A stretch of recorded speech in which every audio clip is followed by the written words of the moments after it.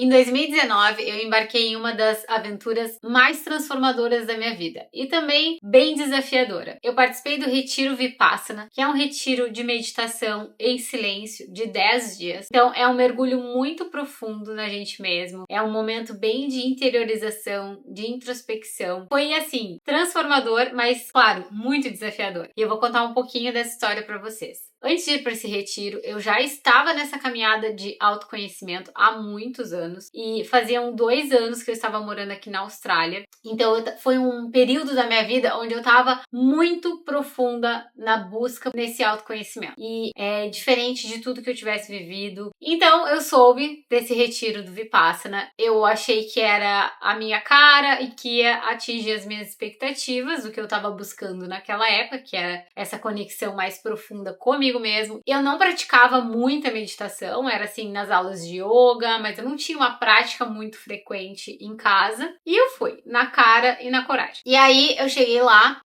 no primeiro dia a gente pode falar, né? Então a gente conhece todo mundo e tudo mais. E a partir do segundo dia que a gente entra mesmo, né, no modo do retiro, vamos dizer assim. Que era uma rotina bem cansativa até. Nós acordávamos às 4h30, se eu não me engano, 4 horas, 4h30 da manhã. E aí nós já íamos praticar no hall principal. E aí meditávamos até umas 8 da manhã, mais ou menos, 9. Depois parava pro café da manhã e aí voltava para meditar até mais ou menos meio-dia. Parava pro almoço, aí na hora do almoço tinha um break maior. E inclusive era o horário em que as pessoas usavam para... O único exercício físico que a gente podia fazer era caminhar na volta do retiro. Então todo mundo não, mas muitas pessoas utilizavam esse tempo para ficar caminhando na volta do retiro. E aí depois a gente voltava pra parte da tarde, meditar de novo, e aí eram bastante horas. Eu sei que ele finalizava às 8h30 da manhã, o último encontro. Nós tínhamos em formato de vídeo, esse horário assim, todo mundo junto, ouvindo essa palestra. Como o meu inglês era muito básico naquela época, eles tinham umas salas onde nós podíamos ouvir na nossa língua aquela mesma palestra. Então algumas pessoas ficavam no hall principal, que é onde passava no telão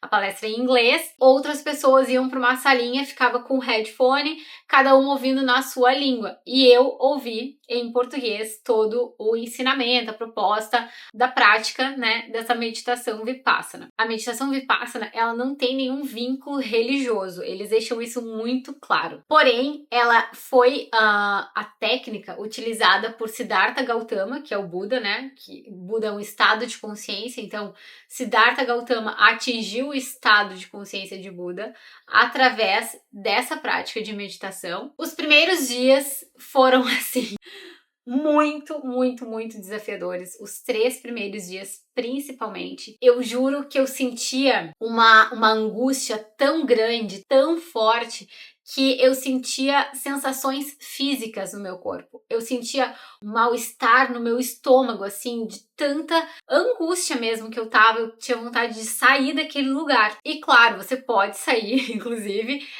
A única restrição, você pode sair a qualquer momento.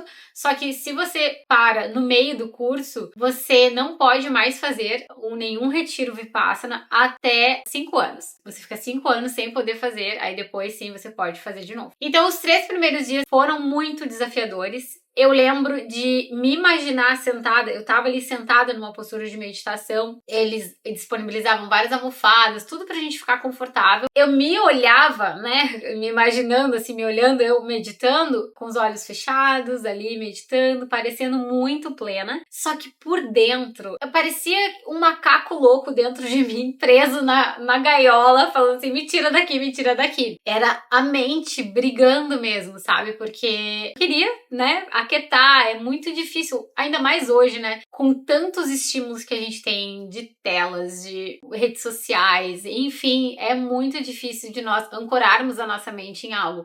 Então, esses 3 primeiros dias foram muito desafiadores.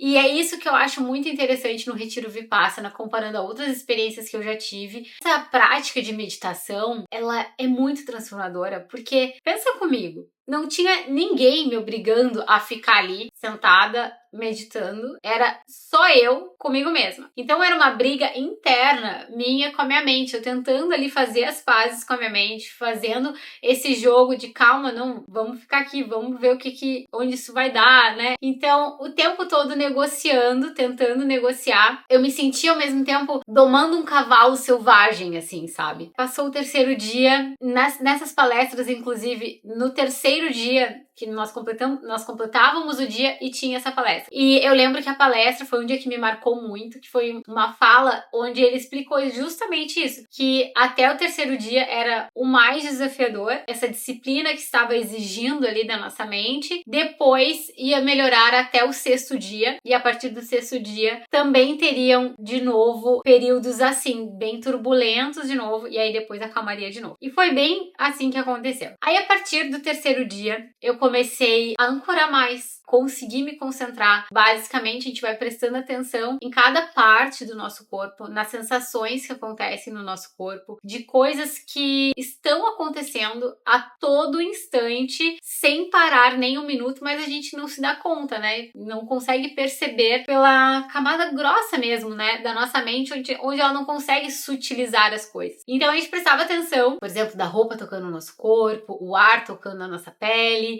a nossa respiração, e aí eles determinavam lugares pra gente levar atenção a isso. Enfim, chegou no sexto dia, foi bem desafiador mesmo. Eu comecei a bolar um plano de como que eu iria negociar com a minha mente. Foi a partir desse dia, do sexto dia. Eu lembro que eu tinha levado 3 mudas de roupa, porque a gente podia lavar roupa lá, e era verão, secava muito rápido. E aí eu comecei a negociar com a minha mente, falando, olha, a gente vai usar essas 3 roupas. Já foram 3 dias, então vai faltar só mais um. Então eu falei, olha, a gente vai usar essa roupa, essa roupa, essa roupa, que vai completar 7, 8, 9, e vai faltar só mais uma que a gente vai lavar e vai usar essa pra ir embora. E aí eu comecei a fazer a contagem das minhas roupas pra conseguir driblar a minha mente a ficar até o final do retiro. E foi dando certo, mas todo santo dia, a partir desse dia, eu pensava, eu vou embora. Hoje eu vou embora. E aí eu ficava pra prática do dia, ouvia a palestra, pensava, tá, tudo bem, hoje eu fico, mas amanhã eu vou. E assim eu fui até o último dia. Uma coisa que eu esqueci de falar, nós ficávamos em quartos compartilhados. Era um quarto para 2 pessoas, 2 meninas, né? Separados, homens de um lado do retiro e mulheres do outro lado do retiro. E eu dividi o quarto com uma menina que eu nunca vi, né? Nunca a vi durante esse período, porque tinha uma cortina dividindo o nosso quarto. Então, e claro, eu sabia, né? Já tinha visto ela saindo do quarto, enfim, cruzado com ela em alguns horários, mas obviamente a gente nunca teve nenhum tipo de conversa, a não ser no final que a gente conversou, trocou uma ideia sobre essa experiência. Bom, falar sobre o silêncio, né? Sempre quando eu conto essa história, muitas pessoas perguntam, nossa, eu não iria conseguir ficar sem falar 10 dias, é muito difícil. E, gente, de verdade, a parte de ficar em silêncio foi a mais tranquila de todas, porque em meio a tanta coisa que eu tava vivendo ali no meu interior, que se eu tivesse que falar ainda, eu acho que seria mais difícil ainda. Então, o fato de ficar em silêncio foi muito bom mesmo. Por exemplo, falando de autoconhecimento, foi lá que eu identifiquei, que eu aprendi sobre a minha TPM, por exemplo. Eu tenho a minha TPM, o meu maior sintoma de TPM é um sentimento muito de tristeza. TPM eu fico em ups and downs, assim, de emoções. E normalmente nesse período eu me sinto muito triste, tem dias que eu fico muito entristecida. E lá aconteceu isso. Eu lembro também como se fosse hoje,